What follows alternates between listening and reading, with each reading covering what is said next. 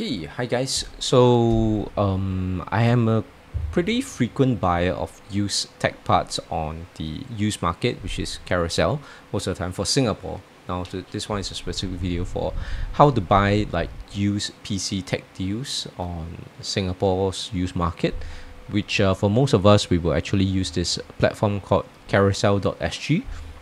It is actually pretty convenient on a phone app as well. So usually most of the time I would scroll through the phone app, but you can actually use it on PC. So today I'm recording this on my desktop PC and showing you guys that carousel through PC. So let's get straight down to it. How not to get scammed or when buying used PC parts on carousel or used market is first you gotta do your research. So first do some research. You can go look at official price lists of components. For example, the Sim Lim Squares, the big shops in Sim Lim Squares all have their own respective websites, such as Dynacore has their own website. This is Global Cybermind, that means Cybermind has their own website. And I believe Fuwell as well, this PC Teams, they all have their own website. So you can go to their website, look at their respective sections, such as like graphics card, for example. So the example I'm going to use is like, I'm going to look for like 3080s example and so on. So obviously 3080s is not available brand new, right? Not from the carousel stores. You can get price lists and so on. You can scroll through and you can see that no 3080s are not available. So I want to look for it used. Another way you can find the official brand new price is you go to online retailers such as Lazada or Shopee.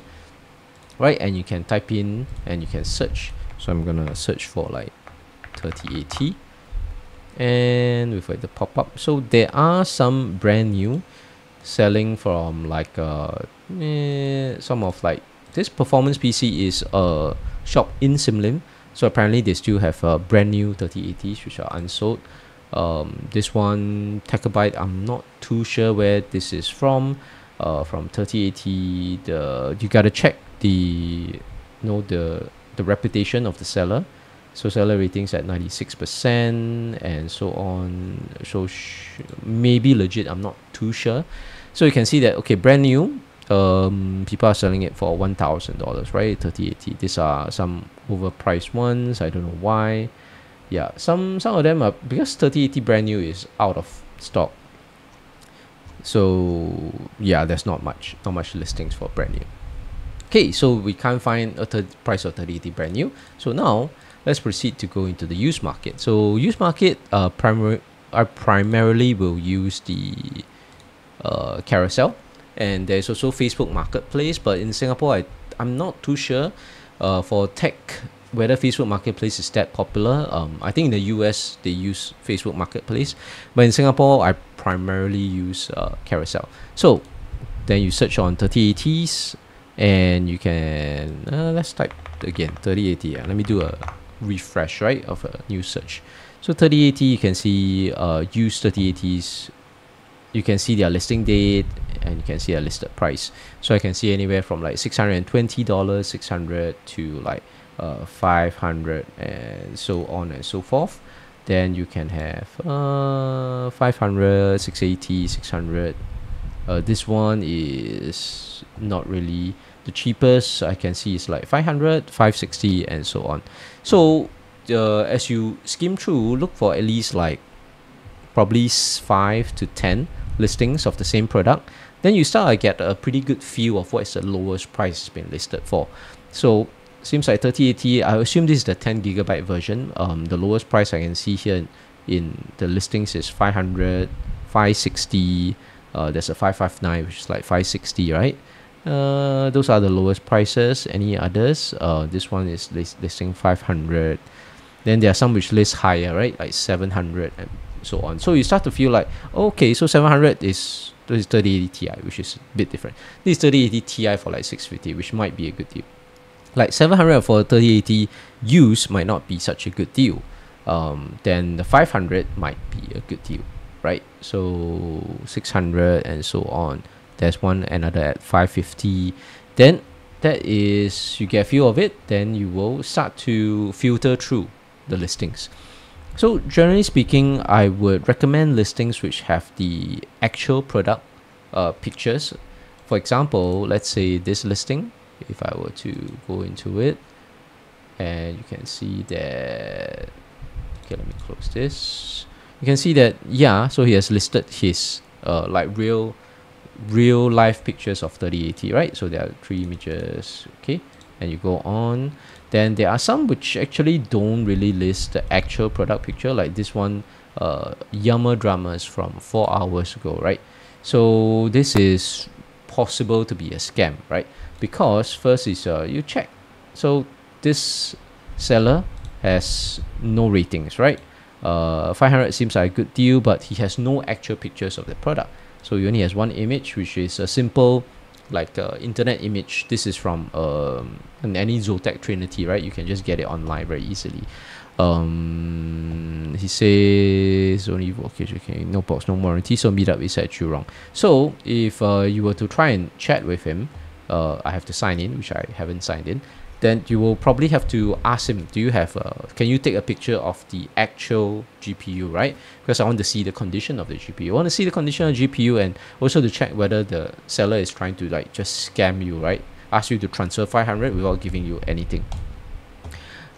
Yeah, so that's that. So that's one way to check. And if you find that this 500 is not a legit seller, could be a scam, if he let's say you ask for like pictures, he ghosts you, then you have to move on. So the next one we have to look for like 550, right? So this one might be a legit one. So it only has one picture, only the box though. So the GPU might be inside, so seems okay. So that is no, there is a source that is pretty reliable. You can ask for more pictures if you want. Ask him to take more pictures. But after that, what I would ask usually will be for them to see whether they can benchmark it. So let's say you want to express your desire to buy at their price. So first is I usually, if I find it's a good deal, I usually tend not to negotiate too much. I try not to haggle, because it just delays the buying process. Because if I was, let's say I was haggling with this guy, right, for 560, and then another buyer just messages him like, okay, I'll take it at 560, and then this guy will just immediately sell it to the guy who just immediately offered 560, and then we will lose the deal, right? So I usually don't try to haggle too much. I try to get the deal done as fast as possible if it's a legitimate deal. So oh yeah, what I was trying to say, like after looking at the pictures, checking that the seller is legit and all that, next will be to ask for them to benchmark the GPU for us if it's possible. If the first, what I usually ask is if the person is still using the GPU in their current PC system. For example, this guy might still be using it in his current PC system. So if they're using it in his PC system, I'll usually ask for maybe them to install some free software like HW Info, or like a simple free benchmark like Unigine Heaven benchmark, and then ask them to run some of those benchmark tests. And then maybe just use his handphone and then take a picture of the final result to show that his GPU can clear the benchmark. That means the GPU is either not overheating, it's not faulty, it's able to clear benchmarks. So that's that.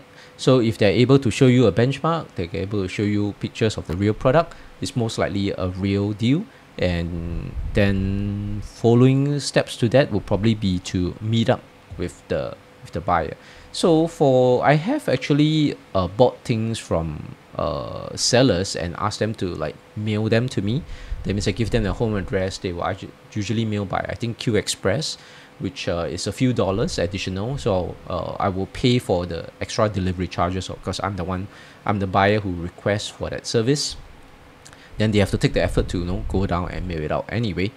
So but for those items, is usually the cheaper ones. Let's say any item that is maybe less than $100 and that's not too big, less than $100, not too bulky, not too big, not like an entire gaming PC. I would ask them to mail, because even if I get scammed, let's say I don't get a product, anything less than $100, like maybe $10, $20, it's not too big of a loss. But if it's anything more than that, let's say I'm buying this 3080 for like $560, $600, right? This is a pretty hefty chunk of change. Then I would want to meet up with in person and deal and make sure I get the legitimate 3080, because who knows, right? Maybe this person sends me a 3060, right? So the pictures look real, but when he mails to me, he maybe mailed me a 1660 Ti. It's still a GPU, but it's way less than what I would have, less than $560, for example. Yep. So best to meet up. So when you meet up, just chat with the seller, right? There's log in, create an account, chat with the seller, arrange for a meetup. Then when you go and meet up, things you want to inspect when there is just probably, if it's a GPU, you want to look for things like any damages in the PCIe slot. So even if the heat shrink, even if the fan shroud, right, it's a bit dusty, it's fine, you can clean it up. If this IO shield is rusted, it's usually fine, you can actually just sand it away. If the backplate is like dirty or things like that, dusty, you can usually clean it away. So some things that are not recoverable are that you want to check whether the power sockets, right, whether there's any burnt power sockets inside, whether it has melted, because especially if you are buying a used 4000 series, for example, and a 40, maybe in the future you are buying used 4090s or used 4080 supers, then the power socket there is infamous for being burnt, right? So you want to check whether there's any damage in the power socket, and also any damage on the PCIe slot, whether it is, whether pieces of the gold has fell off, or whether it's like corroded, whether there's any cracks in that part, right? Because it is possible for people who have GPU sag to eventually have a crack there. So once that PCB there and the PCI slot is cracked, the GPU is usually unrepairable, because even repair shops find it very difficult to repair a cracked PCB. Anything else? That is for GPUs. Other than that, if you are buying things like Intel CPUs, right? So let's say I want to buy an Intel CPU, for example. Intel CPUs are on the LGA socket, so most of the time they will have pads on the back, like for example Intel maybe 14900K. I usually don't recommend 14900K. Maybe 14 gen is not too great. Like for example, does he have? No. Yeah. We don't have good images.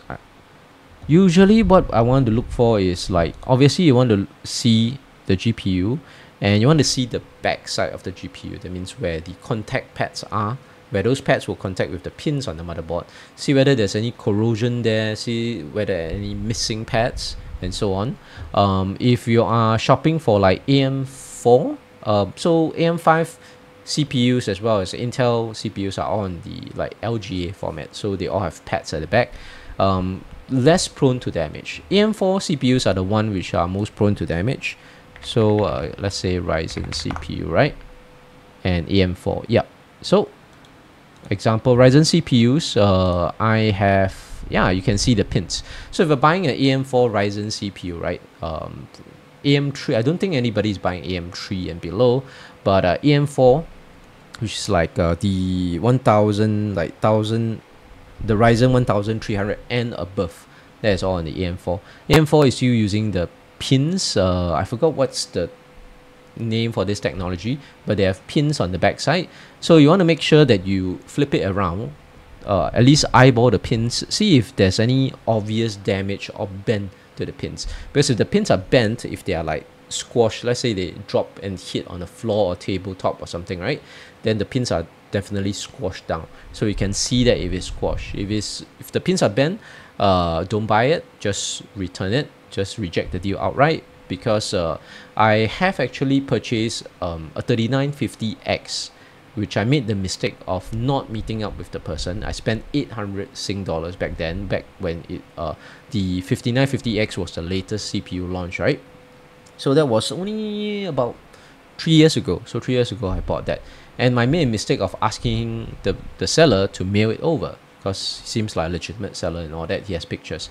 So nice, he packaged it, mailed it over, but he made a big mistake whereby this case is only supposed to go in one way. The plastic case that fits the CPU is supposed to go in one way. He installed it in the other way, whereby the pins are facing up, and then he closed the lid on the plastic box. And obviously, since it's packing, he wanted to close it firmly. He pressed down on it. So in doing that, when the CPU arrived to me, the pins, the corner of the all 4 pins was squashed in. Not very badly damaged, but still damaged, squashed in, and it wouldn't fit into the AM4 socket. I had to do a lot of bending by myself because I tried to return it to him. He rejected it. Tried to ask for even a partial refund or full refund. The guy just rejected it because he already got my money. He just kept making excuses, right? Saying that it was working when he was removing it. Then now I'm trying to scam him. He assumes I'm trying to scam him, right? And he just doesn't want my money back. He doesn't want the CPU back. He is assuming that I was the one that damaged the CPU, and then I want to like return him for a refund. So that's that. So once the money is transferred to the seller, you basically have no recourse. Which is why if you're dealing with an expensive product, make sure to meet up in person so you can inspect the product first. I don't know if I would have noticed the bend pins in person because it was just very slightly bent at the corners, but still took me a lot of effort. But yeah, it's something that you definitely should pay attention to not get scammed, so you don't buy a defective CPU. Yeah, so that's about it. So make sure the tech is benchmarked, it is in good condition. If it's an expensive piece of tech, make sure to meet up in person so that you can verify the quality or the state the product is in before you hand over your hard-earned cash. Okay, and that's about it. So hope that video helps you out when you're buying used PC tech in Singapore. See you guys next time.